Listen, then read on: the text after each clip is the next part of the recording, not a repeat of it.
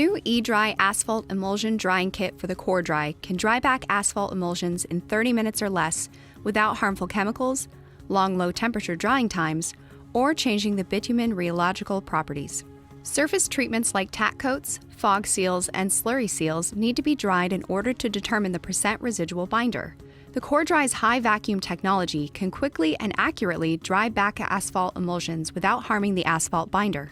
The eDry kit consists of a sample tray fixture, 5 stainless steel sample trays, 10 neoprene discs, and a thin film applicator. Each eDry tray can hold up to 1 gram of asphalt emulsion. A total of 5 grams can be dried during each drying cycle. Now you can quickly dry back asphalt emulsion to determine residual asphalt content and establish contractor pay factors or test bitumen rheological properties. The new CoreDry eDry kit.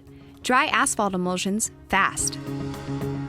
Need a quote, parts, service, or just have a question? Give us a call at 1-800-661-4591. Stewart Hunt & Associates has offices in Western and Central Canada ready to serve you.